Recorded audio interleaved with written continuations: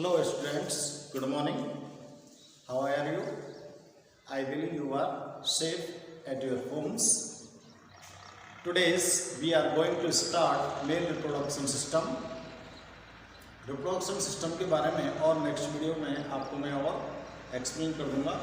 But here I am going to start male reproduction system and which organs are participate in this system. I tell you. You see here the figure of male reproduction system.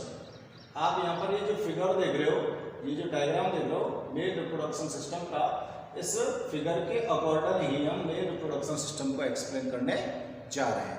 ठीक है, तो mail reproduction system जो होता है वो किस तरह का होता है. मेल के अंदर जो रिप्रोडक्शन सिस्टम है, उस रिप्रोडक्शन सिस्टम में कौन कौन से ऑर्गन्स पार्टिसिपेट करते हैं और उन ऑर्गन्स की क्या फंक्शंस होता है, क्या फंक्शन होता है एवरी ऑर्गन्स का, ये सब यहाँ पर हम एक्सप्लेन करने वाले हैं. तो आप इसको ध्यान से फिगर को बनाना है और नोट्स आपको तैयार करना है. ठीक है ना. तो यहाँ पर हम स्टार्ट करने जा रहे हैं. मेल रिप्रोडक्शन सिस्टम जो होता है उसे मेनली 2 पार्ट्स में डिवाइड किया गया है. Male reproduction system is divided in 2 parts, primary sexual organ and secondary sexual organ. Primary sexual organ अलग होते हैं और सेकेंडरी सेक्सुअल ऑर्गन अलग होते हैं. प्राइमरी सेक्सुअल ऑर्गन क्या होता है और सेकेंडरी सेक्सुअल ऑर्गन्स कौन कौन से होते हैं, ये सब यहाँ पर हम डिफाइन करने वाले हैं. ठीक है, तो वी विल बी स्टार्ट. मैं यहाँ पर हेडिंग डाल रहा हूँ मेल रिप्रोडक्शन सिस्टम.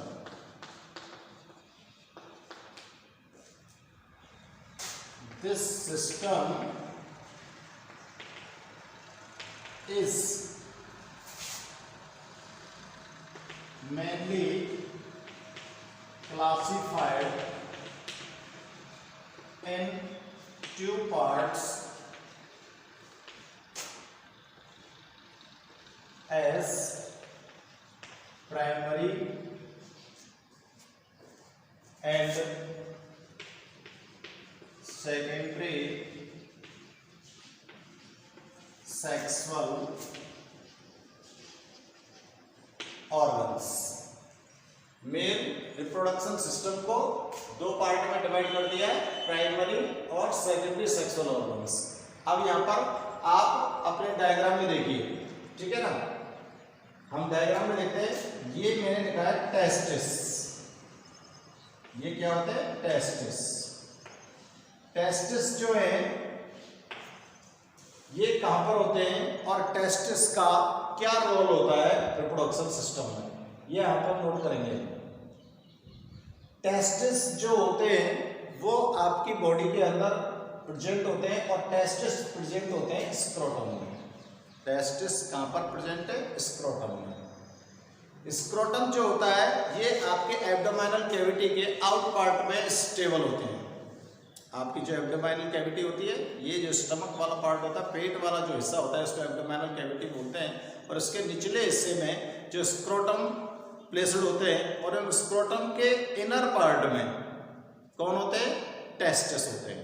टेस्टिस का क्या फंक्शन होता है, टेस्टिस कौन सा ऑर्गन है. अब देखो यहाँ पर मेल रिप्रोडक्शन सिस्टम में टेस्टिस को प्राइमरी सेक्सुअल ऑर्गन माना जाता है.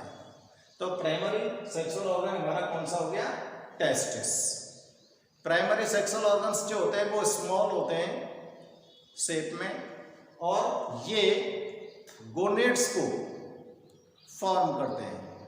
Primary sexual organs are form gonads. और जो गोनेड्स होता है मेल में वो कौन होता है, स्पर्म होता है. तो स्पर्म का फॉर्मेशन कहां पर होगा, टेस्टिस के अंदर. टेस्टिस 2 काम करता है मेनली. एक तो स्पर्म का फॉर्मेशन करता है और दूसरा ये एंडोक्राइन ग्लैंड्स की तरह फंक्शन भी करता है और एक हार्मोन को सीक्रेट करता है. उस हार्मोन्स को बोलते हैं testosterone hormone. This hormone is called sexual hormone which responsible for your secondary sexual secondary sexual जो फैसिलिटीज होती है उनके लिए ये रेस्पॉन्सिबल होता है। अब यहाँ पर हम नोट करने जा रहे हैं प्राइमरी सेक्सुअल ऑर्गन। फर्स्ट में हम नोट कर रहे हैं primary sexual organ. Primary sexual organ कौन होता है? मैं ब्रैकेट में लिख रहा हूं टेस्टिस, ठीक है ना, जिससे आपको ध्यान रहे टेस्टिस के बारे में हम यहाँ पर नोट कर रहे हैं, ठीक है ना। These are the organs which produce the organ which produce sex cells, produces sex cell, या तो इनको सेक्स सेल कह दो या गेमीट कह दो, gametes. The organs which produce gametes and also secrete some hormones. जो प्राइमरी सेल ऑर्गन्स होते हैं, सेक्स ऑर्गन होते हैं, वे गैमीट्स को प्रोड्यूस करते हैं और सम हार्मोन्स यानी कि कुछ हार्मोन्स को सीक्रेट करते हैं। अब यहाँ पर जो गैमीट है, ये गैमीट को थोड़ा सा ध्यान से देखिए। जो गैमीट्स होते हैं वो क्या होते हैं? गैमीट्स को बोलते हैं हम स्पर्म, और ये हार्मोन जो सीक्रेट करने वाला है वो मेल सेक्सुअल हार्मोन है। और मेल सेक्सुअल हार्मोन कौन सा होता है? टेस्टोस्टेरोन हार्मोन होता है। ये जो ऑर्गन्स है इनको क्या कहेंगे हम? These organs are called gonads. Gonads, इन ऑर्गन्स को हम क्या बोल सकते हैं? गोनेड्स बोल सकते हैं। और मेल गोनेड्स जो होते हैं वो कौन होते हैं? मेल गोनेड्स आर, बोलो क्या होते हैं? टेस्टिस। मेल गोनेड्स को क्या बोलेंगे? टेस्टिस। अब ये टेस्टिस जो होते हैं ये एक पेयर होते हैं एक ह्यूमन के अंदर, और किसके लिए रेस्पॉन्सिबल होते हैं? स्पर्म प्रोडक्शन के लिए रेस्पॉन्सिबल होते हैं। ए पेयर, नोट करेंगे, a pair of testis are present in human and responsible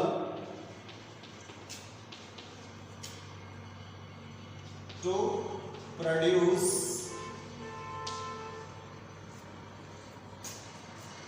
या प्रोडक्शन लिख दो, रेस्पॉन्सिबल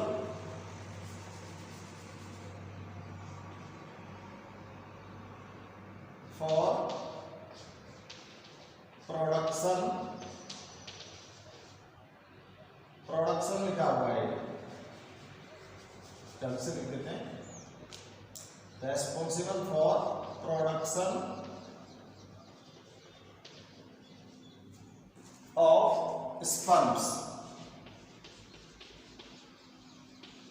किसके लिए रेस्पॉन्सिबल है? स्पर्म्स के प्रोडक्शन के लिए। अब टेस्टिस होते कहाँ हैं? टेस्टिस आर, टेस्टिस कहाँ पर प्रेजेंट होते हैं आपकी बॉडी में? ये यहाँ पर हम बताने जा रहे हैं। Testis are present, testis are present outside the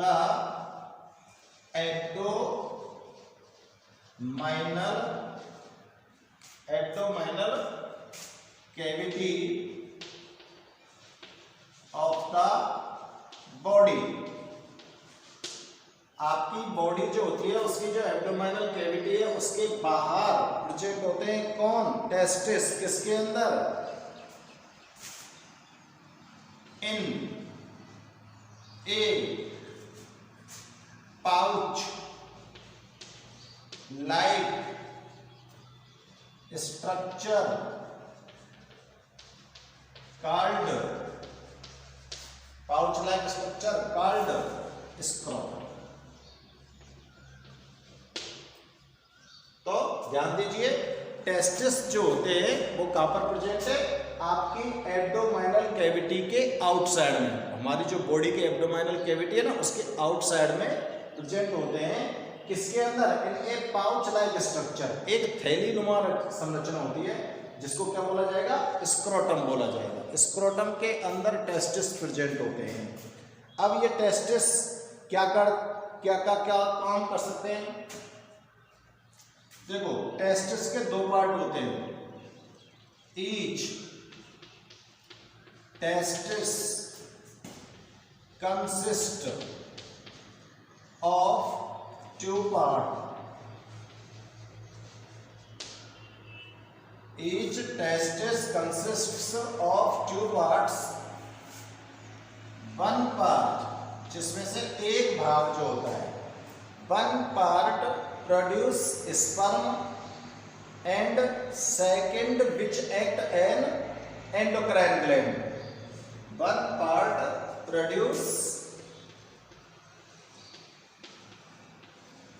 sperm and second जो दूसरा वाला भाग होता है, and second which acts as N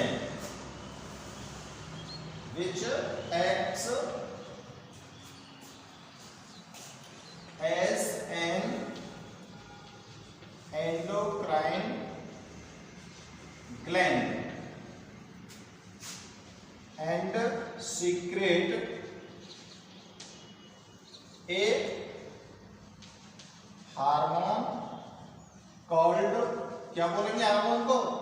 testosterone.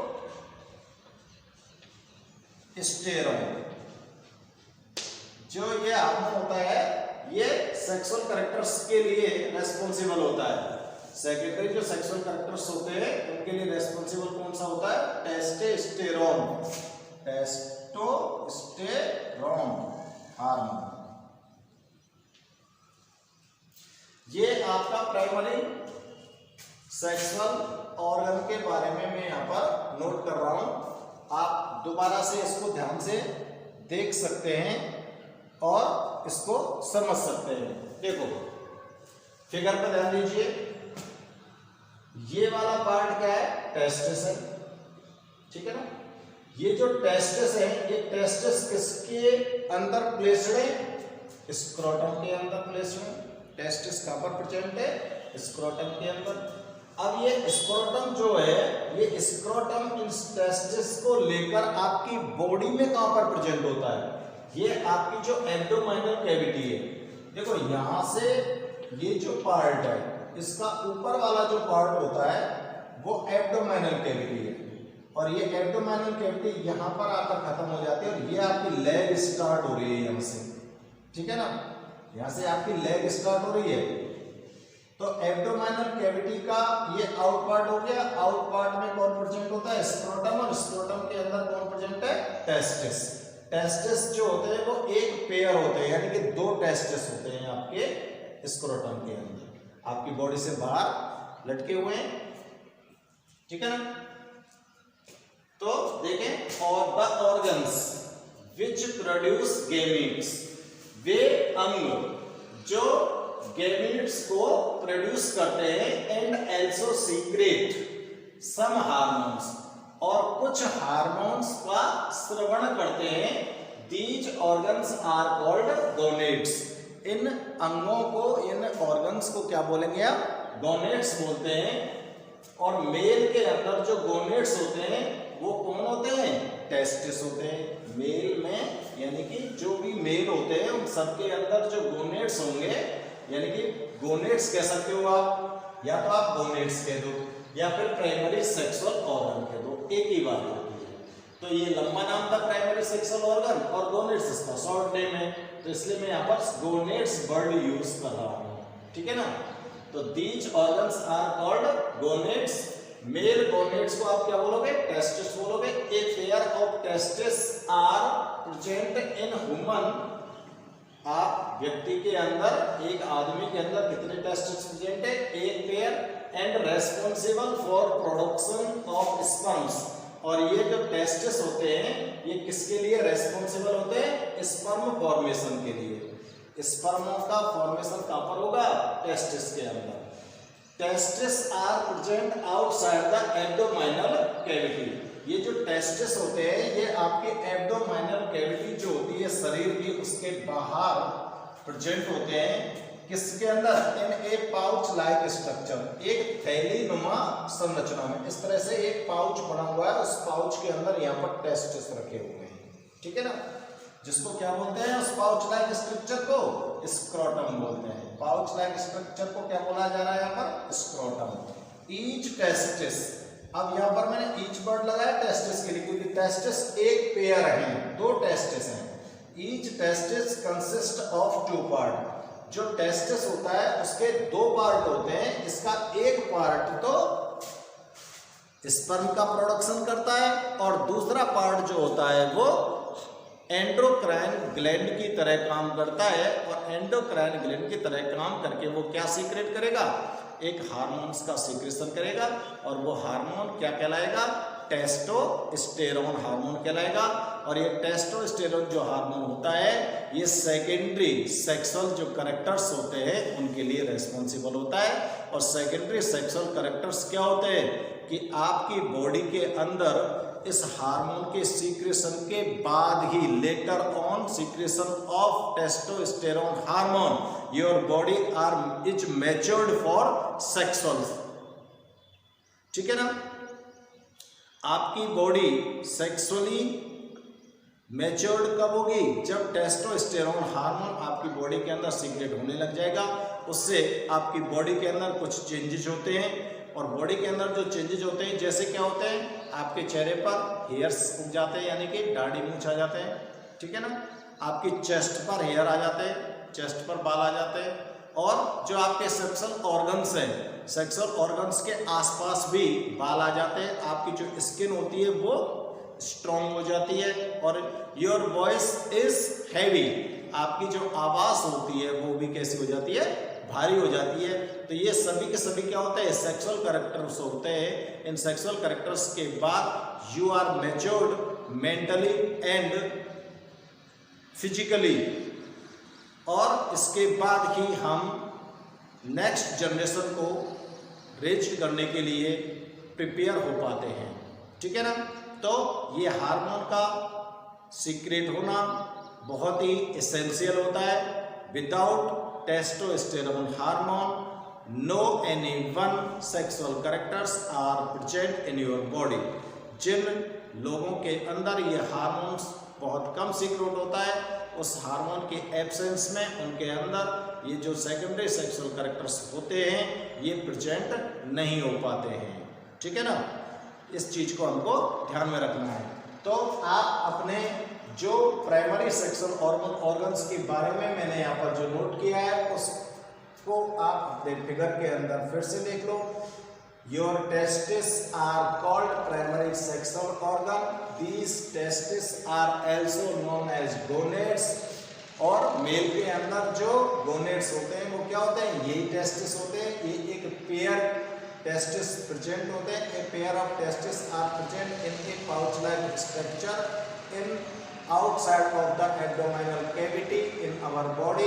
This pouch like structure is called scrotum. ये जो pouch like structure है जो मैं बोल रहा था, इस तरह की स्ट्रक्चर होती है, उसके अंदर इस तरह से ये क्या रखे होते हैं? टेस्टिस रखे होते हैं। ये टेस्टिस इसके अंदर रखे होते हैं। तो ये टेस्टिस के कितने पार्ट होते हैं? दो पार्ट होते हैं। each testis consists of two parts. First part इसका तो क्या करता है? प्रोडक्शन करता है स्पर्म का। और सेकंड पार्ट जो होता है इसका वो प्रोडक्शन करता है एंडोक्राइन ग्लैंड की तरह सेक्सुअल हार्मोन्स का, और सेक्सुअल हार्मोन्स क्या है? टेस्टोस्टेरोन। तो male sexual hormone is called testosterone. Okay, तो ये आपके प्राइमरी सेक्सुअल ऑर्गन्स हो गए। प्राइमरी सेक्सुअल ऑर्गन्स के बाद हम देखते हैं कि सेकेंडरी सेक्सुअल ऑर्गन्स कौन कौन से हैं और उनका क्या फंक्शन होता है। तो ये नोट करें फटाफट से, और नोट करने के बाद मैं आपको अब सेकेंडरी सेक्सुअल ऑर्गन्स के बारे में एक्सप्लेन करने जा रहा हूँ। तो आप लोग ध्यान से चेक करें और ध्यानपूर्वक देखें। इसको मैं इरेज करता हूँ बेटा, और सेकेंडरी सेक्सुअल ऑर्गन्स को नोट करते हैं, ठीक है ना। यहां से मैं इरेज कर रहा हूं।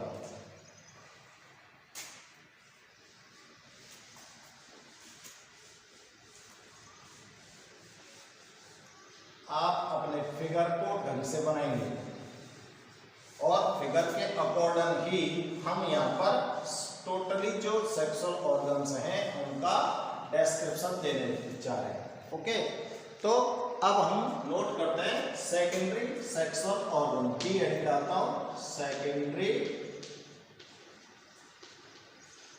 सेक्सुअल ऑर्गन, ठीक है। सेकेंडरी सेक्सुअल ऑर्गन कौन से होते हैं? All the organs other than primary sexual organs, all the organs other than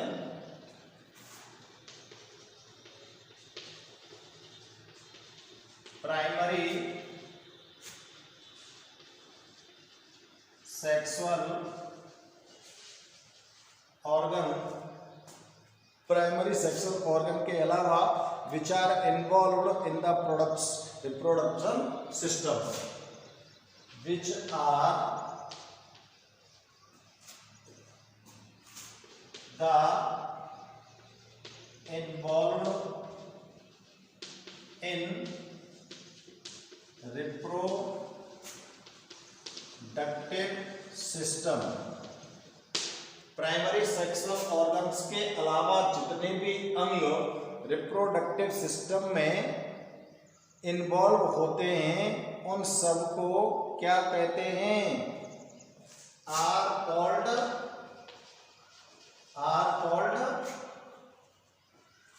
secondary sexual organ. Primary sexual organ कौन सा हो गया? टेस्टिस। तो टेस्टिस के अलावा रिप्रोडक्शन सिस्टम में जितने भी ऑर्गन्स इन्वॉल्व हैं उन सभी ऑर्गन्स को सेकेंडरी सेक्सुअल ऑर्गन कहा गया है। तो सेकेंडरी ऑर्गन्स में कौन कौन से ऑर्गन पार्टिसिपेट करते हैं, जिसमें मैं फर्स्ट लिख रहा हूं बेटा, यहाँ पर हेडिंग डालेंगे स्क्रोटम। स्क्रोटम के बारे में मैंने आपको अभी थोड़ा सा जस्ट बताया भी था। स्क्रोटम क्या होते हैं? Scrotum is important to keep the testis stable. आपके जो टेस्टिस होते हैं उन टेस्टिस को स्टेबल पोजीशन में रखने के लिए स्क्रोटम बहुत ही इंपॉर्टेंट होते हैं, ठीक है ना। क्योंकि स्पर्म प्रोडक्शन के लिए आपके टेस्टिस को मूवमेंट क्या है? क्रॉस्ड है, मूवमेंट नहीं होना चाहिए। तो वो कैसे होने चाहिए? स्टेबल होने चाहिए। तो टेस्टिस को स्टेबल करने के लिए कौन जरूरी होता है? स्क्रोटम जरूरी होता है। तो स्क्रोटम इज इंपॉर्टेंट, नोट करेंगे। Scrotum is important to keep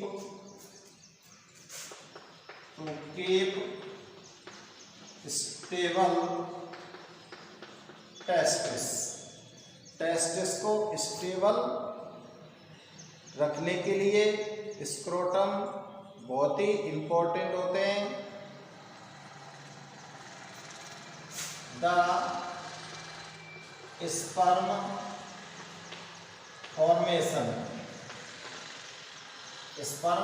formation required production लिख सकते हैं यहाँ पर वर्ड, प्रोडक्शन शब्द ज्यादा बढ़ रहेगा। प्रोडक्शन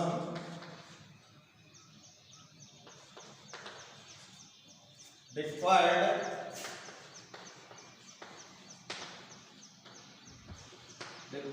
low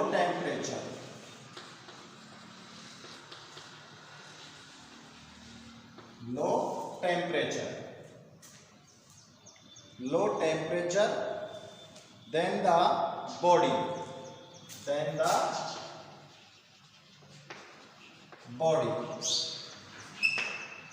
देखो यहाँ पर ये जो चीज आपको मैं लिख रहा हूँ, the sperm production required low temperature then the body. Sperm के प्रोडक्शन के लिए हमारी बॉडी से कम ताप की आवश्यकता होती है, ठीक है ना, कम टेम्परेचर की आवश्यकता होती है। इसलिए आपका जो स्क्रोटम होता है ये आपके एब्डोमिनल कैविटी के आउट पार्ट में स्टेबल होता है, आउट पार्ट में प्लेस्ड होता है।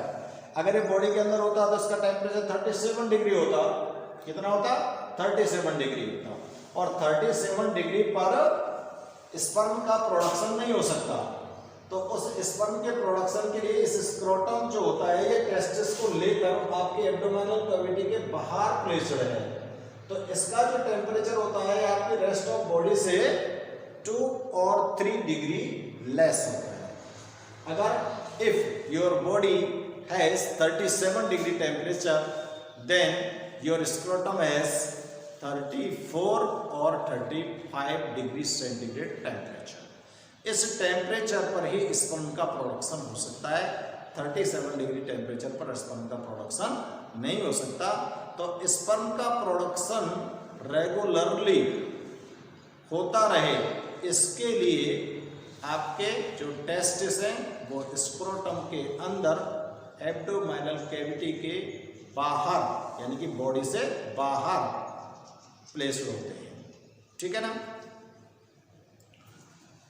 नेक्स्ट लिखेंगे the scrotum functions as a device. अब स्क्रोटम का फंक्शन लिख रहे हैं हम। The scrotum functions as a device.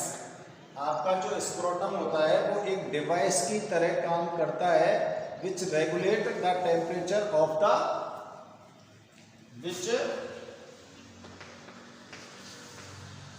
regulates the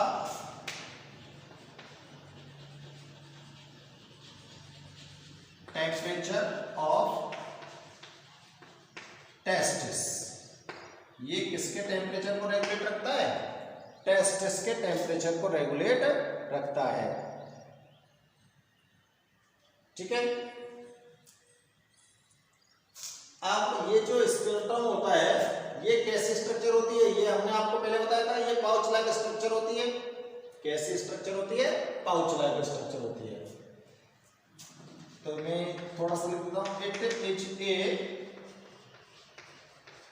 pouch like structure.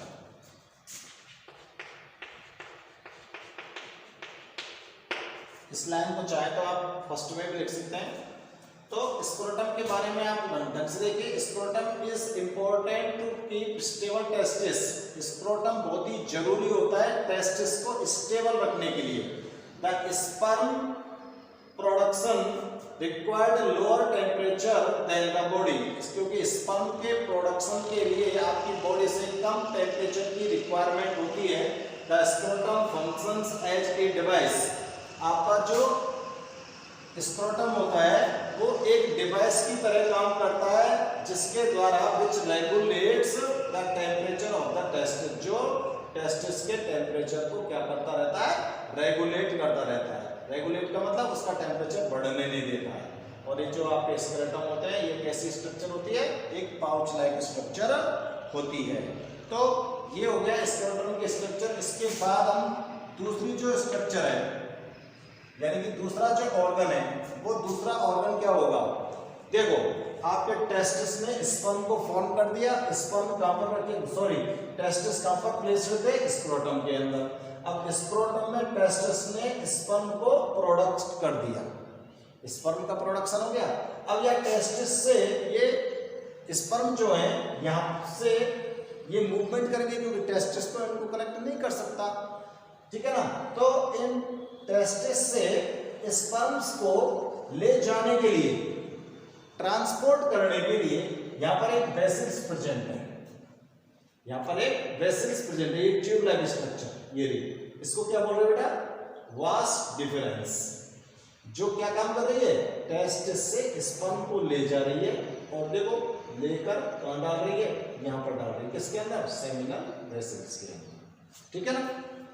तो सेकंड हमारा ऑर्गन क्या है, वास डिफरेंस।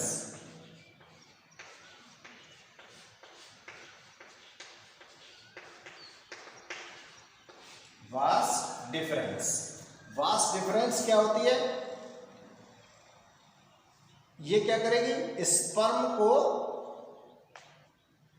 लेकर कहां पहुंचेगी, टेस्टिस से स्पर्म को लेकर कहां पहुंचेगी, सेमिनल वेसल्स तक पहुंचेगी। तो लिखेंगे the sperms take the help of, चाहे लिख दो, it is a tube like structure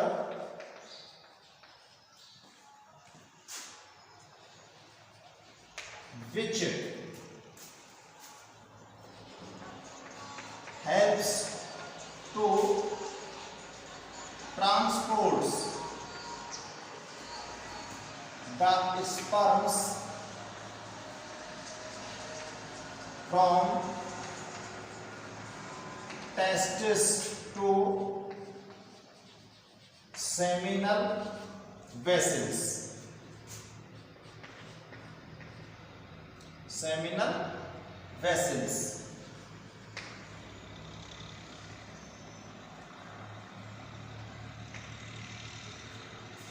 क्या है ये, एक ट्यूबलाइक स्ट्रक्चर है, एक नली जैसी रचना है, और इसका काम क्या हो गया, किसमें हेल्प करती है, it helps to transport the sperms from testis to seminal vessels. अब देखो सेमिनल वेसल्स,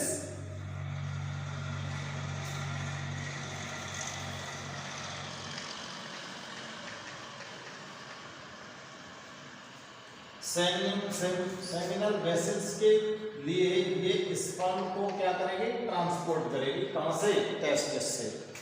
और इस डक्ट का या ट्यूब का काम क्या, दूसरा काम क्या होता है, ये जो वास डिफरेंस डक्ट होती है या ट्यूब जो होती है, ये क्या करती है, together with ureter form A common vessel and hence sperm and urine both flow through this common route. This next लिखेंगे, this duct, duct कहते चाहे ट्यूब कहते, this duct together with ureter, together with ureter, ये जो duct होती है ये ureter के साथ मिलकर फॉर्म ए कॉमन, फॉर्म ए कॉमन वेसल, फॉर्म ए कॉमन वेसल। अब ये जो कॉमन वेसल है, ये किस किस की कॉमन वेसल है, देखें, एंड हैंस क्या बना दिया, इसने कॉमन वेसल्स बना दिया, एंड हैंस, ये जो कॉमन वेसल बनी है, अब ये क्या काम करेगी, आपके स्पर्म को और यूरिन को एक साथ ट्रांसपोर्ट करने का काम करेगी। क्या काम करेगी, यूरिन और स्पर्म को, and hence sperm and urine both flows this common route, इस कॉमन रूट से स्पर्म और यूरिन दोनों फ्लो होने लगेंगे, ठीक है ना, दोनों फ्लो होंगे।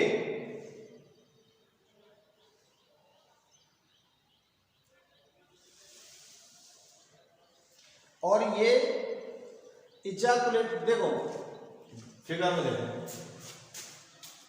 ये टेस्टिस से ये निकली क्या, वास्ट डिफरेंस, ठीक है ना, वास्ट डिफरेंस यहां तक पहुंची और ये पहुंच गई सेमिनल वेसल्स में। अब सेमिनल वेसल्स में से ये वाला पार्ट इसका खुलकर खुल रहा है ना, और खुलकर ये यहां पर आ रही है, ये आपका यूरिनरी ब्लैडर है, इस ब्लैडर के अंदर से यहाँ से यूरिन निकलेगा, यहाँ से स्पर्म निकलेंगे, दोनों एक कॉमन रूट में आएंगे ना, ये वाला कॉमन रूट हो गया।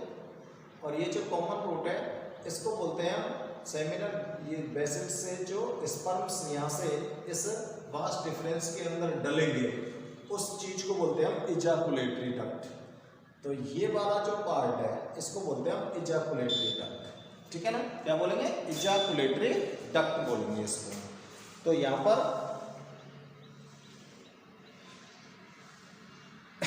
हम नोट करने जा रहे हैं, the seminal vessels joins with the देखो, the seminal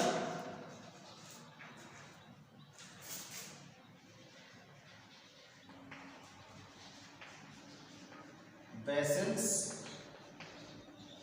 joins with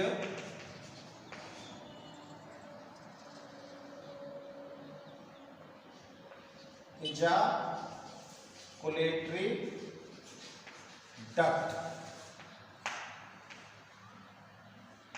seminal vessels जो है वो किसके साथ जुड़ जाएगा, इजाकुलेटरी डक्ट के साथ जुड़ जाएगा। ये लिखा है EJA, इजाकुलेटरी, ठीक से नोट करता हूं इसको मैं,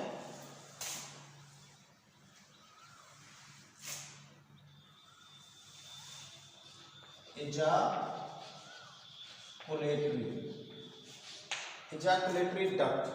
यहां पर थोड़ा सा और मैं आपको एक्सप्लेन कर देता हूं। इजाकुलेटरी डक्ट देखो, इधर ये इस तरह की स्ट्रक्चर आ रही है, इसको तो क्या बोल रहे हैं, सेमिनल वेसल्स की, इधर से यहां पर ओपन हो रही है और ये वेसल्स आ रही है ऊपर से, ये वाली, और ये ऊपर आ रही है, यहां से यूरिनरी ब्लैडर के लिए जा रही है, ठीक है ना। अब इसके अंदर कौन है, स्पर्म, कौन है, स्पर्म, और यहां पर कौन है, यूरिन। अब ये दोनों, अगर स्पर्म को निकलना है तो इसी वे से जाएगा, यूरिन को निकलना है तो इसी वे से जाएगा। तो स्पर्म और यूरिन के लिए इसने क्या बना दिया, कॉमन रूट बना दिया, ये क्या हो गया, कॉमन रूट हो गया, ठीक है ना। अब ये जो स्पर्म है, ये स्पर्म किसके अंदर प्लेस्ड थे, सेमिनल वेसल्स के अंदर जाकर ये स्टोर होते हैं। ये जो आपकी वास्ट डिफरेंस होती है, ये टेस्टिस से स्पर्म को लेकर जाती है और ये स्पर्म कहां पर जाकर स्टोर होते हैं, सेमिनल वेसल्स के अंदर। और सेमिनल वेसल्स में जब स्टोर हो जाते हैं तो यहां से कॉपुलेशन के टाइम पर ये सेमिनल वेसल्स से एक्सक्रीट होते हैं, ये आउट होते हैं, यहाँ से आउट होते हैं। तो ये वाला जो पार्ट है इसमें, यहाँ से और यहाँ तक, ये वाला पार्ट जो ओपन है और यहाँ से यहाँ इसके अंदर डलेगा, तो इस वाले हिस्से को बोलते हैं इजाकुलेटरी डक्ट, इजाकुलेटरी डक्ट, ठीक है ना। इस इजाकुलेटरी डक्ट के थ्रू ये जो स्पर्म है कहां पर डल जाएंगे, इस डक्ट के अंदर, और इस डक्ट के थ्रू ये आगे पहुंचेंगे कहां पर, यूरेटर के अंदर पहुंचेंगे, कहां पर पहुंचेंगे, यूरेटर के अंदर, ठीक है ना। तो ये आप नोट कराएं और ये नोट कर लें। नोट करने के बाद मैं फिर इनको इरेज करता हूं, इरेज करने के बाद फिर से मैं आगे लिखूंगा, ठीक है। इसके बाद फर्स्ट हमारा सेकेंडरी ऑर्गन हो गया स्क्रोटम, सेकंड हो गया वास डिफरेंस। अब स्क्रोटम से स्पर्म वास डिफरेंस के थ्रू कहां पर पहुंचने वाले हैं? सेमिनल वेसल्स में। तो थर्ड ऑर्गन आपका कौन सा हो जाएगा? Seminal vessel. ठीक है, सेमिनल वेसल। ये जो वास डिफरेंस होती है ये कहां पर जाकर होती है? Vas deferens opens up in a pouch like structure। ये एक सैक लाइक स्ट्रक्चर होती है, एक पाउच होता है, उस पाउच के अंदर स्पर्म्स फिल हो जाते हैं। ठीक है ना, पाउच के अंदर स्पर्म्स क्या हो जाते हैं? फिल हो जाते हैं। और इसको ही क्या कहते हैं? Pouch like structure called seminal vessel. क्या कहलाएगा? Seminal vessel. ठीक है, इसका यूज क्या होता है? It is used for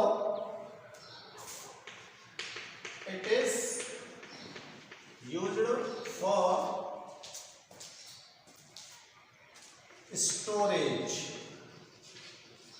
of sperms।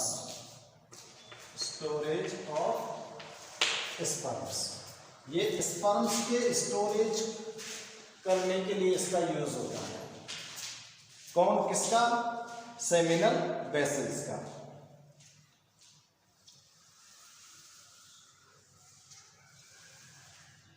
Before, किससे पहले? बिफोर इजाकुलेशन, यानी कि इनको स्खलित बाहर छोड़ने से पहले, बिफोर इजाकुलेशन,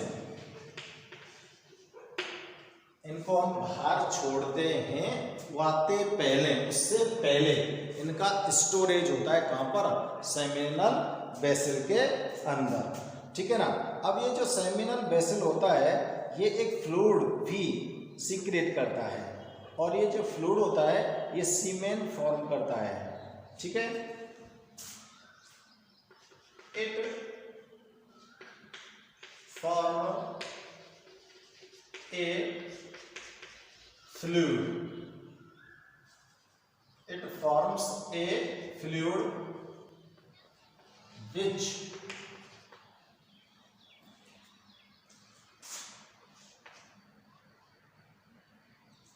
फॉर्मूले हैं प्रोड्यूस लिखो, it produces a fluid which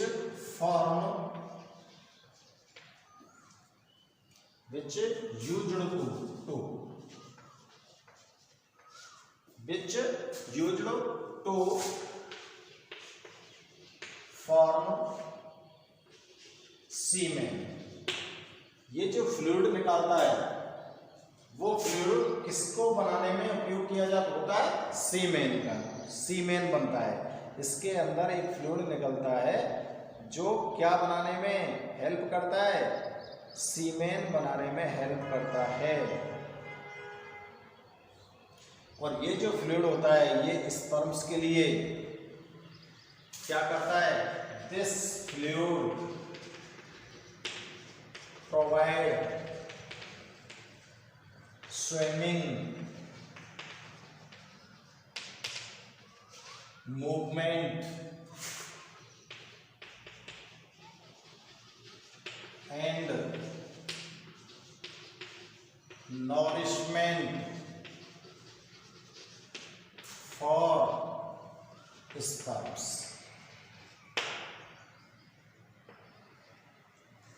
आपका जो सेमिनल वेसल्स है, vas deferens opens up in a pouch like structure called seminal vessels. देखो ये वास डिफरेंस जो है एक पाउच लाइक स्ट्रक्चर में ओपन हुई है जिसको सेमिनल वेसल बोला गया। ठीक है ना। इसका क्या यूज है? इजाकुलेट, यानी कि स्पर्म्स को आउट करने से पहले इस जगह पर इन स्पर्म्स को स्टोर किया जाता है। स्पर्म्स को इस जगह पर क्या किया जाता है, स्टोर किया जाता है। और ये जो सेमिनल वेसल्स होता है इसके अंदर एक फ्लूइड का प्रोडक्शन होता है। किसका प्रोडक्शन होता है, फ्लूइड का प्रोडक्शन होता है। और ये जो फ्लूइड होता है ये क्या बनाने में हेल्प करता है, सीमेन के फॉर्मेशन में हेल्प करता है। और ये जो सीमेन होता है यानी कि जो फ्लूइड कहते हैं अब या तो हम चाहे सीमेन कहते हैं, ये फ्लूइड जो होता है ये किस में हेल्प करेगा, जो स्पर्म्स हैं उनकी स्विमिंग मूवमेंट।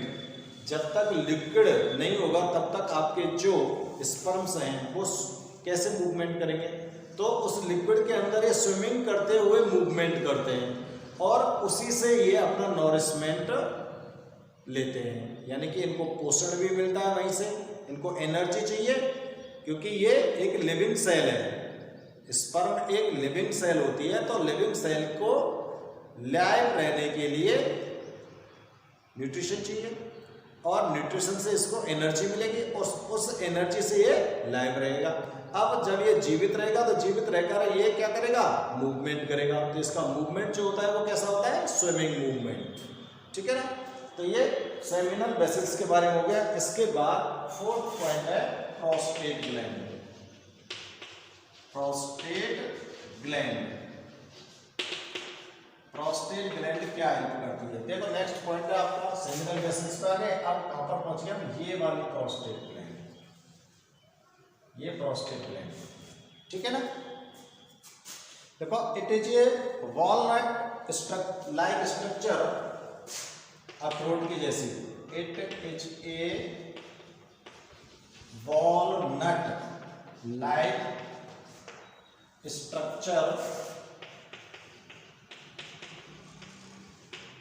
कैसे स्ट्रक्चर है, वॉलनट लाइक स्ट्रक्चर है, विच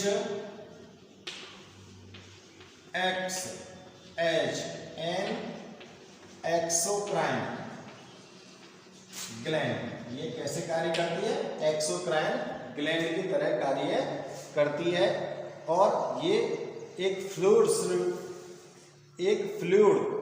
मटेरियल सीक्रेट करती है जो सीमेन का एक पार्ट बनाती है। It secret A fluid which form a part of semen, which form a part of semen.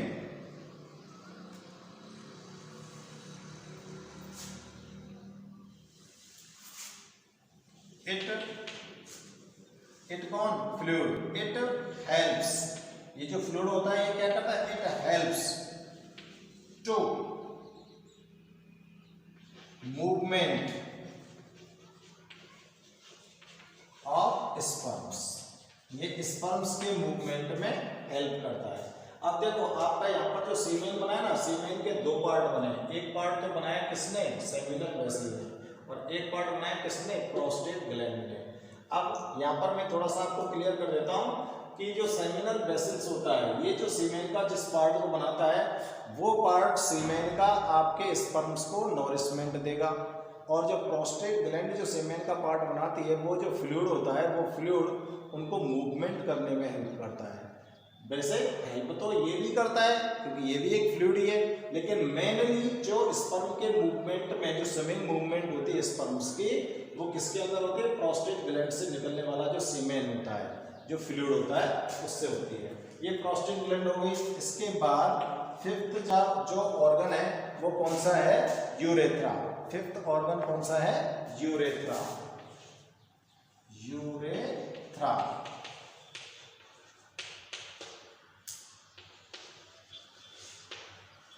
Urethra देखो ये यहां तक आ गया। अब ये यूरेथ्रा के जरिए इसको क्या करना है, अपने को क्या करना है बताओ, यूरेथ्रा के जरिए इसको हमने बाहर एक्सक्रीट करना है। तो यहां पर लिख रहा हूं मैं यूरेथ्रा। ये यूरेथ्रा हो गया, ठीक है ना। इस यूरेथ्रा के जरिए इसको आपको क्या करना है, बाहर एक्सक्रीट करना है। और ये यूरेथ्रा जो होती है ये एक मस्कुलर डक्ट होती है जो कहाँ से शुरू होती है, यूरिनरी ब्लैडर से, और इजैकुलेटरी वेसल्स के साथ मिलकर यूरिजेनिटल पोर्स का निर्माण करती है। तो नोट करेंगे, it is a muscular duct, it is a muscular duct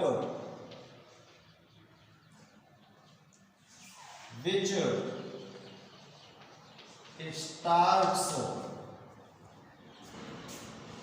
from the urinary bladder, जो कहां से शुरू हो रही है, यूरिनरी ब्लैडर से शुरू हो रही है, और किसको ज्वाइन करती है, इजैकुलेटरी वेसल्स को, and joins with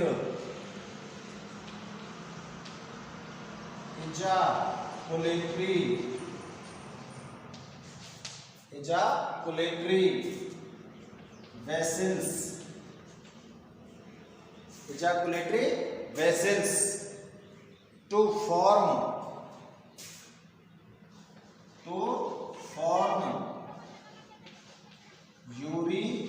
urogenital canal, urogenital canal,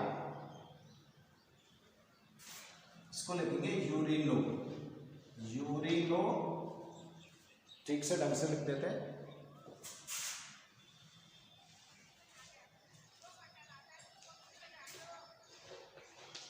यूरिनो genital canal. देखो फिगर में देखो कहां से स्टार्ट हो रही है, which start from the urinary bladder, यहां से स्टार्ट हो रही है, ठीक है ना। किसको ज्वाइन करती है, इजैकुलेटरी डक्ट को, इजैकुलेटरी डक्ट है ना, और ये ब्लैडर हो गया, ये दोनों को ज्वाइन करके आ रही है ना, ये duct like structure, muscular structure है, डक्ट लाइक स्ट्रक्चर आ रही है ना, और ये डक्ट लाइक स्ट्रक्चर यहां से ये आती हुई यूरोजेनिटल कैनाल बनाती है। देखो ये जो कैनाल आपको दिख रही है इसको बोलते हैं हम यूरोजेनिटल कैनाल। इसको यूरोजेनिटल कैनाल क्यों बोलते हैं, तो देखो यूरिनो, यूरिनो का मतलब यूरिन, जेनिटल, जेनिटल का मतलब इसमें से कौन आएगा, जेनेटिक मटेरियल आएगा। जेनेटिक मटेरियल क्या होता है, स्पर्म होता है। तो स्पर्म और यूरिन दोनों एक ही कैनाल से आते हैं, इसलिए इसको हम यूरिनोजेनिटल कैनाल बोलते हैं। समझ आ रही बात, यूरोजेनिटल कैनाल क्यों बोलेंगे, क्योंकि इसी डक्ट से यूरिन और स्पर्म और कोई भी सीक्रेट है जैसे सीमेन है, वो क्या होते हैं, आउट होते हैं। तो मैं लिख देता हूं, through this duct, through this duct urine,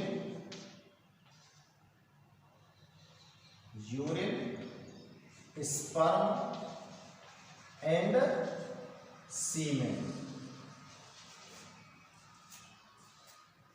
comes out। इसके द्वारा तीनों चीजें बाहर आ रही है ना, इसलिए इसको यूरिनोजेनिटल कैनाल बोलते हैं, ठीक है ना। ये जो डक्ट है ये कहां से पास हो रही है, बताओ, ठीक है ना। देखो this duct passes through penis, कहां से पास हो रही है, पेनिस से निकल रही है ना, पेनिस के बीच में उसे निकल रही है, ठीक है ना। और कहां पर खुल रही है, and opens by urinogenital pore। देखो ये वाला जो हिस्सा है, ये वाला जो पोर है, जो छिद्र है, इसको बोल सकते हैं हम यूरिनो जेनिटल पोर। आपके पेनिस का जो जस्ट अगला भाग होता है वहां पर एक पोर है, उसको ही क्या बोलोगे आप? यूरोजेनिटल पोर, क्योंकि उसी पोर से यूरिन और जेनेटिक मटेरियल दोनों ही आउट होने वाले होते हैं, ठीक है ना। तो ये आपका फिफ्थ ऑर्गन हो गया यूरेथ्रा। इसके बाद सिक्स्थ ऑर्गन है पेनिस। सिक्स्थ ऑर्गन कौन सा होगा जिसके बारे में हम यहाँ पर नोट करने वाले हैं? पेनिस। तो मैं ऊपर से इसको इरेज कर रहा हूं और हम सिक्स्थ नंबर डाल देंगे।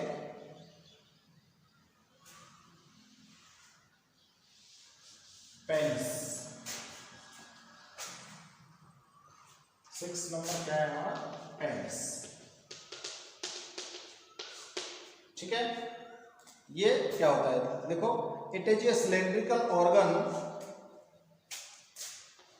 It is a cylindrical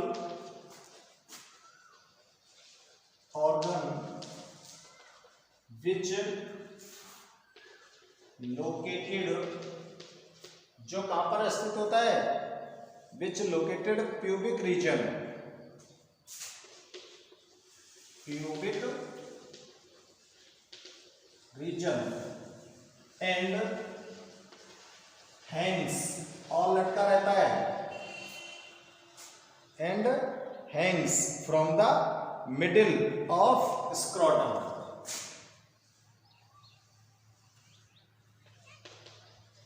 from the middle, middle of the scrotum, scrotum के बीच में हैंग होता है। ये सिलेंड्रिकल ऑर्गन है, ठीक है ना। अब ये इरेक्टाइल कॉपुलेटरी ऑर्गन है। क्या है? Erectile. It is A erectile copulatory organ. ये इरेक्ट होता है, इरेक्ट मतलब इसके अंदर तनन क्षमता होती है। कॉपुलेटरी का मतलब ये सेक्सुअल ऑर्गन है जो स्पर्म्स को फीमेल की वेजाइना के अंदर ट्रांसफर करने का काम करता है, इसलिए इसको कॉपुलेटरी ऑर्गन्स भी बोलते हैं। This organ becomes erectile and is used to an erectile position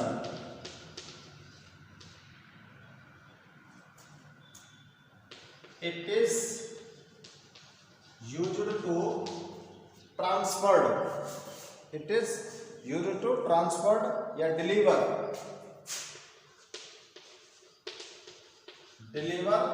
सीमेन। अब सीमेन में कौन होंगे? स्पर्म होंगे विद स्पर्म टू फीमेल, कहां पर? Female genital organ.